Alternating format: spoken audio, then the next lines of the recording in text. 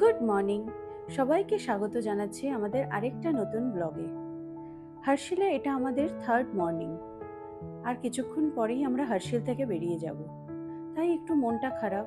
যতটা আনন্দ সহকারে উচ্ছ্বাসের সহকারে বলছি যে গুড মর্নিং, ততটাই একটু মনটা খারাপই আছে যে আর কিছুক্ষণ পরেই আমরা হার্শিল থেকে বেরিয়ে যাব।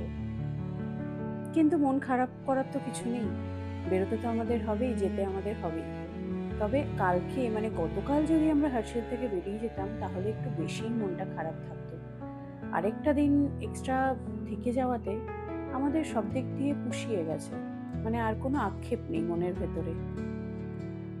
তাই আর কিছুক্ষণ বাদে আমরা রেডি হয়ে বেরিয়ে যাব। রাজস্বী আজকে আর মর্নিং ওয়াকে বেরোয়নি। প্রতিদিনই এখানে মর্নিং ওয়াকে বেরোচ্ছিল, প্রতিদিন প্লাস দুদিন। অনেক কিছু প্যাকিং করার আছে, সব কিছু প্যাকিং করে তাড়াতাড়ি ব্রেকফাস্ট করে আমাদের বেরিয়ে যেতে হবে। তো সেই অনুযায়ী আমরা সবাই নিজেদের মতন রেডি হয়ে গেছি, প্যাকিং হয়ে গেছে। বাবানকে স্নান টান করিয়ে রেডি করিয়ে নিয়েছি, আমরাও যে যার মতো সব স্নান করে রেডি হয়ে গেছি। এবার ব্রেকফাস্ট করব আর বেরোবো। তাই চলো এবার হার্শিলকে বিদায় জানিয়ে আমরা বেরিয়ে যাব গঙ্গোত্রীর দিকে। গঙ্গোত্রী যাওয়ার পথে রাস্তাতেই একটা জায়গায় আমরা একটু দাঁড়ালাম। একটা ব্রিজের উপরেই দাঁড়িয়েছি। এই ব্রিজের তলা দিয়ে গঙ্গা বয়ে যাচ্ছে। জায়গাটা এতই সুন্দর লাগছে যে না দাঁড়িয়ে পারলাম না। এখানে আমরা অনেকটাই সময় কাটালাম, 10 থেকে 15 মিনিট তো দাঁড়িয়েছিলাম বলতে ভিডিও করলাম, ফটো তুললাম, ব্রিজের এপার ওপার হেঁটে বেড়ালাম, বাবান একটু দৌড়ে নিল, এইসবই। কিন্তু জায়গাটা ভীষণই সুন্দর।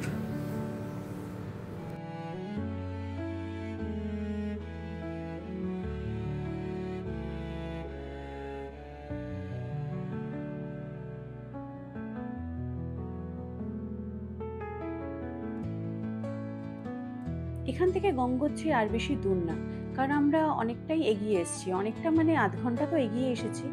আর 1 ঘন্টা বড় জোর, তাও লাগবে না বোধহয়, আমরা গঙ্গোত্রী পৌঁছে যাব। কিন্তু ধীরে ধীরে যত আমি গঙ্গোত্রীর দিকে এগিয়ে যেতে লাগলাম, আমি মনের ভিতরে একটা পরিবর্তন অনুভব করলাম। আমরা তো হঠাৎ করেই এই ট্রিপে চলে এসেছি, এতটা আগে বুঝিনি। তাই ধীরে ধীরে একটা অদ্ভুত একটা পরিবর্তন অনুভব করলাম যে গঙ্গোত্রী নিয়ে এত যে গল্প, এত যে গঙ্গার উৎপত্তি নিয়ে যে ছোটবেলায় এত কিছু পড়া, যে পৌরাণিক কাহিনীগুলো নিয়ে আমি এর আগের ভিডিওগুলোতে আলোচনা করেছি, যে সেইগুলো কি শুধুই কি গল্প নাকি সত্যি। আস্তে আস্তে যেতে যেতে যেন মনে হতে লাগলো যেন সবই সত্যি। যদি কেউ না এসে থাকো গঙ্গোত্রী, তাহলে একবার এসে দেখো, সেটা সবারই মনে হবে যে গল্পগুলো যেন সত্যি। আমরা এগিয়ে গেলাম গঙ্গোত্রীর দিকে। গঙ্গোত্রীতে যেখানে পৌঁছে যেখানে গাড়িটা রাখতে হয়, সেখান থেকেও মন্দির কিছুটা দূরে, ওখানে মন্দিরের গেট অবধি গাড়ি যায় না। তো আমরা পৌঁছে যাওয়ার পর গাড়িটা এক জায়গায় রেখে দিলাম।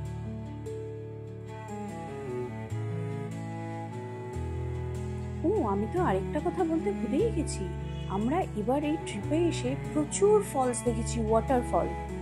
বরফগুলো যে গলে যাচ্ছে এবার সেটা বোঝা যাচ্ছে। পুরো বরফ গলা জল, চারিদিকে ফলস, কিন্তু ফলসের ভিডিও ঠিকভাবে করাই হয়নি। সবই তো নতুন নতুন সবকিছু শিখছি, কোন মোমেন্টটাকে ধরতে হবে তুলে, সেটা যেন ঠিক মতন করাই হয়নি। যাই হোক, আগে করে নেব।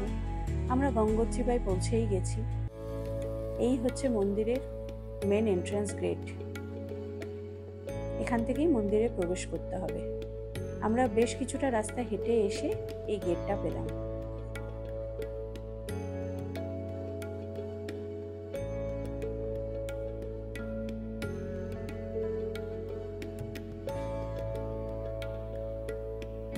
এটা আমার প্রথম ধাম দর্শন, আমার আর বাবানের প্রথম। রাজস্বীর 3 নম্বর। রাজস্বী এর আগে কেদারনাথ, বদ্রীনাথ গেছে, ও যখন ছোট ছিল তখন গেছে। আর এটা এই নিয়েও 3 নম্বর কোনো ধাম দর্শন করা। আর আমার প্রথম, আমার আর বাবানের প্রথম।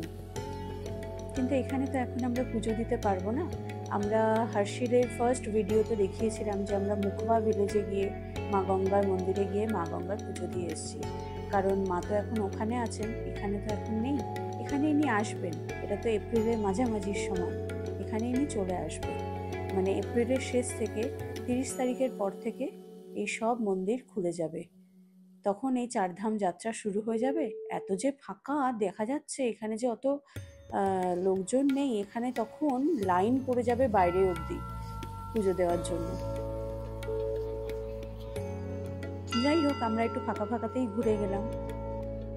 যেটা বলছিলাম যে এখানে আসার পর চারিদিকের এত সুন্দর দৃশ্য, এত সুন্দর সব কিছু দেখে মানে মনে হচ্ছিল যে স্টোরিটা আমি এর আগেও ঋষিকেশ থেকে হার্শিলে আসার সময় যে স্টোরিটা আমি বলেছিলাম, যে রাজা ভাগীরথ তপস্যা করে মা গঙ্গাকে পৃথিবীতে এনেছেন, তার পূর্বপুরুষের অভিশাপ থেকে মুক্ত করার জন্য মা গঙ্গাকে পৃথিবীতে এনেছেন। ব্রহ্মার তপস্যা করেছিলেন, ব্রহ্মা মা গঙ্গাকে স্বর্গ থেকে পৃথিবীতে আসার অনুমতি দিয়েছিলেন।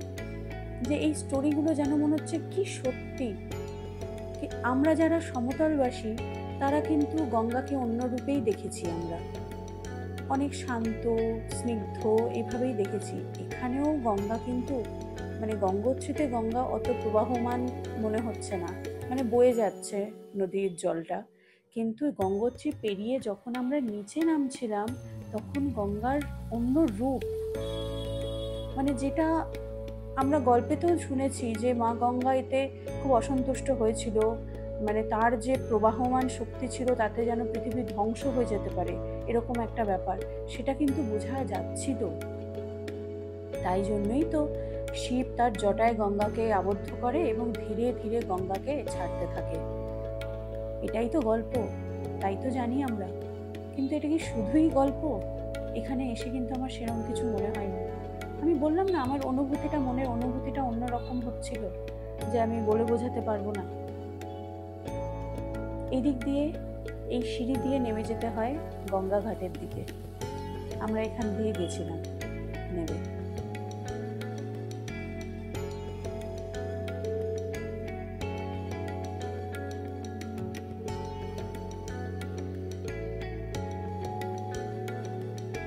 এটা গঙ্গোত্রী, তাই তো? কিন্তু গোমুখ থেকে তো আমরা জানি গঙ্গার উৎপত্তি, কিন্তু গোমুখ কিন্তু এখানে নয়। গোমুখ কিন্তু এখান থেকে গোমুখ অনেকটা ট্রেক করে যেতে হয়, প্রায় 18 কিলোমিটার মতো। ট্রেক করতে মোটামুটি সময় লাগবে 7 থেকে 8 ঘন্টা। এটা একটা অ্যাভারেজ টাইম বলছি, কিন্তু এর থেকে বেশিও লাগতে পারে। তাই আমাদের পক্ষে তো ট্রেক করা সম্ভব না, কারণ আমাদের কাছে পারমিশনও ছিল না, আর আমাদের সঙ্গে একটা বাচ্চাও আছে, আমাদের পক্ষে ট্রেক করা সম্ভব না। অনেকেই করে।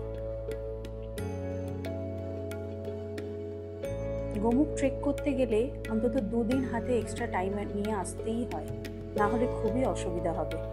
আর গোমুখ ট্রেকের পারমিশন অনলাইনও হয়, অফলাইনও হয়। যদি অফলাইন পারমিশন কেউ করাতে হয় তাহলে district forest officer in Uttarkashi, এখান থেকেই করাতে হবে। আর পারমিশনের লেটার সবসময় সঙ্গে রাখতে হবে। এবার যারা গোমুখ ট্রেক করতে চাইবে তারা তো অবশ্যই সব ডিটেল জেনেই আসবে। আমার এখানে এসে খুব গোমুখ যেতে ইচ্ছা করলো, কিন্তু সেটা উপায় ছিল না, আর কোনোভাবেই সেটা সম্ভব নয় এখন। আর অত সময়ও নেই, আর সঙ্গে বাচ্চাও আছে, আর পারমিশনও নেই। আর একটা কথা, হেলথ সার্টিফিকেটের কিন্তু খুব দরকার, মানে হেলথ চেক আপ করে যে সার্টিফিকেট থাকে, মেডিকেল সার্টিফিকেট, সেটা কিন্তু এখানে চেক করবে, দেখবে। তো এবার যারা আসবে তারা সব ডিটেল জেনেই আসবে নিশ্চয়ই। এই হচ্ছে গঙ্গোত্রীর গঙ্গা। রাজস্বী আর বাবান হরিদ্বারে তো গঙ্গা স্নান করেছে, সেটা তো করেছে, কিন্তু রাজস্বী আমাকে বলেছে যে আমি না গঙ্গোত্রীতে গিয়েও পারলে একবার গঙ্গা স্নান করব। তা আমি শুনেছি কথাটা, কিন্তু এখানের জল মানে হাত দেওয়া যাচ্ছে না, পুরো বরফ, হাত দিলে মনে হচ্ছে হাত কেটে বেরিয়ে যাবে, এতটাই বরফ জল। এখানে 2জন ছেলে শুধু দেখছিলাম স্নান করছিল, তারা বাইকে করে এসেছিল, 2জন ছেলে, ওরা দেখলাম স্নান করছিল। তো রাজস্বী বলল আমি একবার চেষ্টা করেই দেখি। আমার বাড়ির অনেকেই বারণ করছিল যে না, স্নান করতে হবে না, যদি ঠান্ডা লেগে যায়, শরীর খারাপ হয়ে যায়, ফিরতে হবে এখনও। কিন্তু আমি না কোথাও না কোথাও চাইছিলাম ও স্নানটা করুক। এখানে গঙ্গোত্রীতে এসে একবার হলেও যদি নামতে পারে তাহলে ও নেমে যাক গঙ্গায়। তো সেই স্নানের ভিডিওটা আমি করিনি, কিন্তু ও কিন্তু নেমেছিল। খুব কষ্ট হচ্ছিল, মানে নামতে পারছিল না, পা দিচ্ছিল আবার ছ্যাক করে উঠে আসছিল, হাত দিচ্ছিল, হাতটাকে হাতও দিতে পারছে না এরকম, কিন্তু মনের একটু জোর এনে নেমে গেছিল। 3টে ডুব দিয়ে কোনো রকমে উঠে চলে এসেছে। কিন্তু ওই নামতেই যা কষ্ট, পরে কিন্তু জিনিসটা অ্যাডজাস্ট হয়ে যায়। তো যাই হোক, আমাদের 3 জনের মধ্যে একজন অন্তত গঙ্গোত্রীতে গিয়ে গঙ্গা স্নান করেছে, এটাই আমার ভালো লাগা।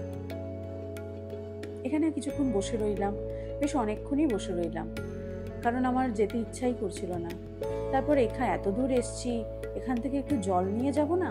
আমার কাছে একটা নতুন জলের বোতল ছিল, সিল খুলে পুরো জলটা ফেলে আমি ওই জলই ভরে নিলাম। এবার জানি না আমি ফ্লাইটে আটকে দেবে কিনা, তাহলে আর কিছু করার নেই। যাই হোক, আমরা এখান থেকে এবার ফেরার রাস্তা ধরলাম। যতটা পারবো আমরা এগিয়ে যাব ঋষিকেশের দিকে। সন্ধে হয়ে গেল, তখন আমরা একটা হোটেলে চেক ইন করলাম। একটা রাস্তার উপরই হোটেল, যেটা ঋষিকেশ থেকে মানে 2 ঘন্টা আগে। সেই হোটেলে থাকলাম। সকালবেলা আবার রেডি হয়ে আমরা বেরিয়ে পড়লাম। গ্রেটার নয়ডায় আমার বড় মাসির বাড়ি, মাসি আমি মানি বলি। তো সেখানে আমরা একটা দিন থাকলাম, সেখানে সবার সাথে সময় কাটালাম। তারপরে আমরা কলকাতা ফিরে এলাম। এভরিওয়ান, আমি 6 দিনের ট্যুর করে খুব ক্লান্ত হয়ে এবার আমাদের বাড়ি ফেরার পালা। আমরা কলকাতা এসেও গেছি, এখন লাগেজ নিচ্ছি। লাস্ট 2 দিনের আমাদের আপডেটটা না ঠিক করে দেওয়া হয়নি, আমরা কি করেছি, প্ল্যানিংয়ের কোনো চেঞ্জেস হয়েছে কি না। তো আমাকে দেখেই বুঝতে পারছো পুরো এক্সস্টেড। এবার আমি বাড়ি যাই, তারপর সব কিছু একটা ভিডিও করে আমি বলবো যে আমাদের কিছু প্ল্যানের চেঞ্জেস হয়েছিল, আমরা কোথায় গেছি, কি করেছি, সব কিছুই বলবো। তো এখনকার জন্য টাটা।